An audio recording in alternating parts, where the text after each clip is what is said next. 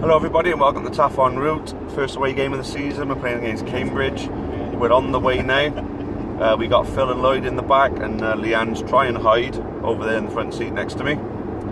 So following on from last week, we obviously played out what would have been a good 2-2 draw against Mansfield, what you would have thought before the game. Unfortunately we lost a 2-goal lead in that, so disappointing in that regard that we didn't hold on to our lead. But today there's a lot of optimism going to Cambridge, although they did get a good, respectable 0-0 draw against Bradford away on their opening game. So this isn't going to be an easy one, but we have won our last three games away at Cambridge, if you include Carabao Cup game from last season. So the boys in the back, I'm going to get their thoughts before I start rattling on with mine. Let's start with everyone's favourite, Big Phil. Start with Lloyd, he's fallen asleep. Go on, Lloyd. So Lloyd's just come off a night shift. And he hasn't slept yet, so we're going to get his bit out of the way with so we can start snoring for us. And then working tonight.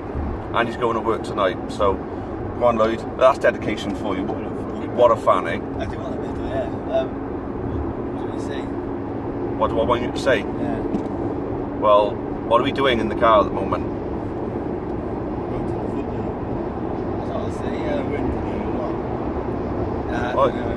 So what did you make of the Mansfield game first of all then?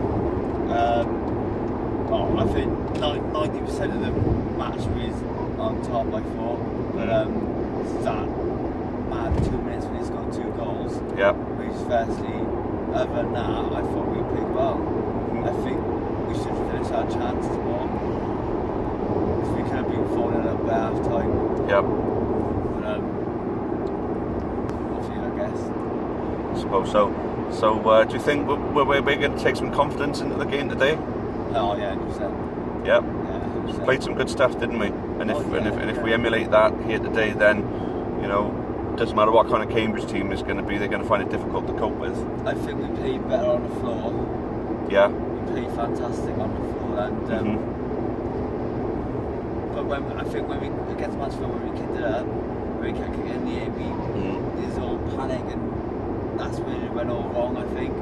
But then when we sat play on the floor, that's when we looked more dangerous to scoring. But I think if we played more on the floor today, I think we could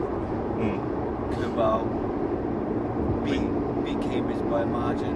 I mean, we're more than capable of playing with the ball on the floor, obviously. I mean, we got a midfield ram-packed with footballing technique, passing ability, and obviously the fullbacks really impressed, so when they get forward to join in with the midfield, with the attacking, obviously they complemented the midfield really well as well, so playing on the floor, we could see a lot more of that this season. Do you think so? Well, yeah, because for me, all these long balls are not working, I don't think, because Matt's just getting pulled left, right and centre. Yeah. Doesn't get any help from the referees, does he? He's not winning much because of that reason. Yeah. But he's still an aerial threat, so using that as an option for attacking is still something we've got to utilise, of course. 100%. But I think if we play on the floor, it'll be much more dangerous. I think we will. Yeah. So then, Philip, what are we saying then? I thought we were absolutely brilliant the first half last week. Should have had more than 2. Yeah, I agree. The first competitive game, I thought we did really well. Obviously having a break and going in the change room, coming out, don't know what went wrong, but for 10-15 minutes we were non-existent. We could have been 3-2 down, but the goalkeeper saved the penalty and it was a good save. I don't think Joe Day would have saved it. And as you say, we pulverised them after that. Yeah. We had a player sent off, deservedly so. Yeah. We finished strong, but they're a very good side, Mansfield, physical. There ain't going to be a lot of teams beat them. So it was nice to get it out of the way. Going on today, a hard game because I think Cambridge are one of the favourites to go down by the bookies.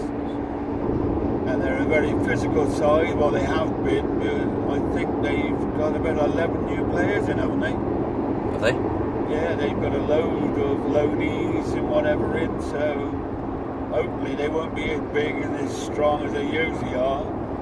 But as Lloyd says, on the floor, I think we can match anybody. If we start depending too much in the air on Matt, we'll do okay, but it'll be a hard game today. But if we play anything as near as what we did first half, play football, I think there could be a 2-goal margin. Yeah, I'd definitely take that. I mean, me personally, I think it's going to be a 2-0 or a 3-1. It'll be a similar. Well, I'm hoping something similar to the way we played when we were there last year. I think if we play like that, and if we utilise, our good points from the Mansfield game, I suppose, it won't matter what new players they've got there. They'll find it difficult to cope with us. I mean, any team in the division will. So very excited for this season, of course. I think he'll start off with near enough the same team what started. Yeah, I was going to be my next point. If there were to be a change, and the one player I would bring in was Whiteley, but who does he replace? Well, I love them both, but it would have to be Robbie Wilmot or Dolan. But knowing Flynn, why change? You see what they produced in that first half. Why can't they do that today? But impact of Whiteley, Tristan, that bench is just as strong as the team on the pitch. So we're in a fantastic position. It's early days. We're still getting to gel together. What you see last week, the improvement, and as I say, as Lloyd said again, on the floor, we look good. Nice pitch today. I would imagine it's dry up there, not like here. And if they haven't got a big side, which we don't know, but on the floor, we could cause some trouble this year. Definitely. So I would just look, if there was a change, I would bring Whiteley in. I'm very impressed with this Nurse, but the way the two fullbacks played last week, you've got to stick with them, haven't you? You've got to pick on Hayes. He never played one pre-season friendly, and he went on that pitch and he was superb. And McNamara. The first half against Hungerford, I looked at him and my first words was, we got to sign him. The next day, he was on and superb. The whole team played well.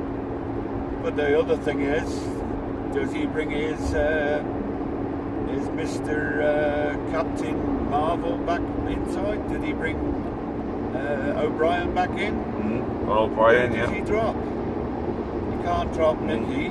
No. So did he drop? Nicky was superb, I think. Howard, is it? Hawkins. Did he drop Hawkins? Well, that's the two decisions. But what fantastic decisions you got to make on that. 4 good players. We've never been in that position before. So no, the squad's good. That's every change I would make if we make any. Say for me,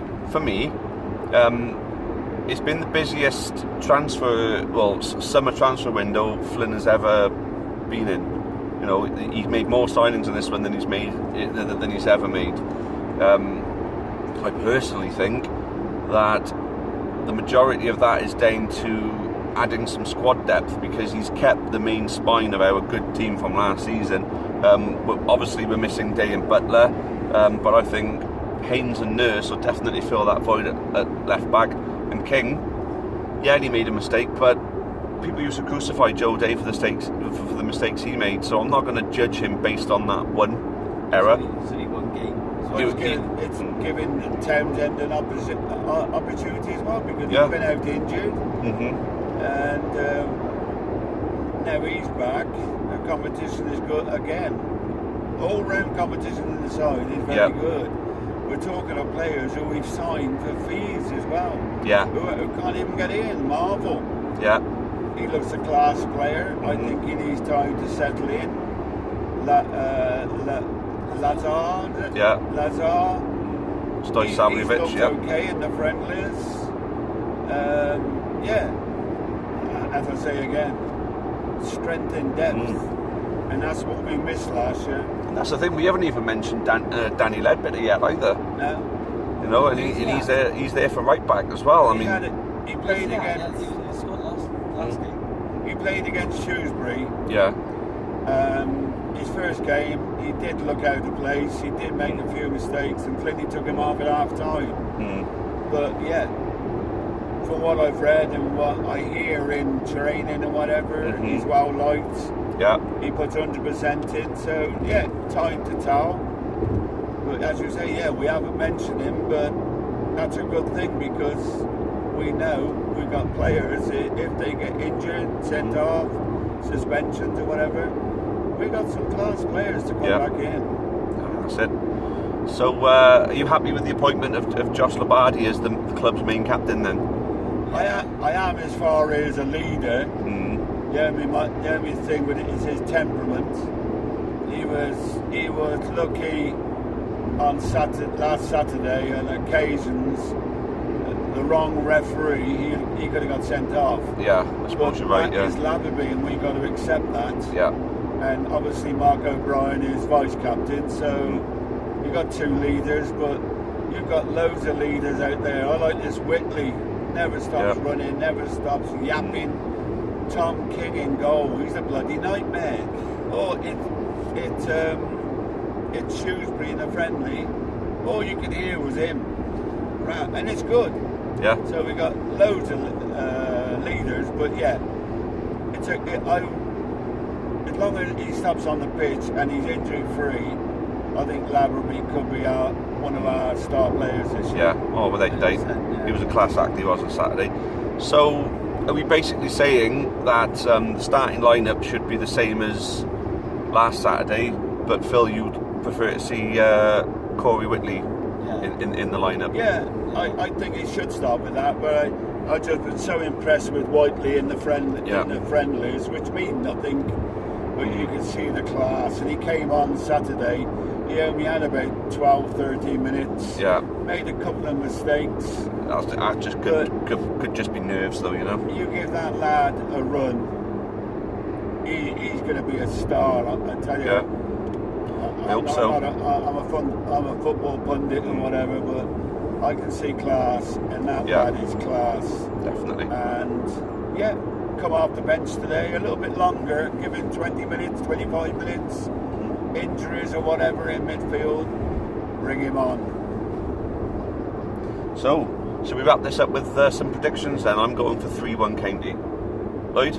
4-0. 4-0. I hope so. That'll be a great day 8. Phil? I contradict myself here. It'll be a close game, but I've also got a feeling we could win 5-1 today. 5-1. So we're definitely looking at goals today then. Oh, definitely goals, yeah. I certainly hope you guys are right, because I'll certainly enjoy that. In the net, not ours. Yeah, absolutely. Leanne, did you want to chip in with a prediction? 2-0. So Leanne's saying 2-0. Happy days, but she still won't show her face. Ammon 2, Matt 1, Whiteley 1. We'll see. Ammon 2, Whiteley 1, Labardi 1. That's only 4, mind you, said 5-1. And who was the other one I put? Oh, I forget. Oh, Matt. Jammer. Matt. Jammer to get him with a goal as well. Happy days as well. Oh, you got more chairman in you. Get on the bookies and get on the county. Here we go, pay for your holiday. Right then, thanks all for watching. For those going, we'll see you there. For those not going, we'll see you next Saturday at home. We're Newport County. We're going our way. And on that note, we'll call it time. Thanks all. Cheerio for now, and as always, up the county. Many thanks for watching the latest content on the Amber Army channel. Please make sure you leave us a like. Make sure you subscribe for more content, both for the neutral football fan and also plenty of Newport County. Even more Newport County content can be found on the club's iFollow channel on the link above. It is just £4.49 per month to subscribe to that service. And those of you feeling extra generous, can also support us on Patreon on the link at the bottom there. That would be a monthly donation of your choice. Thank you again, make sure you've subscribed, and as always, up the county.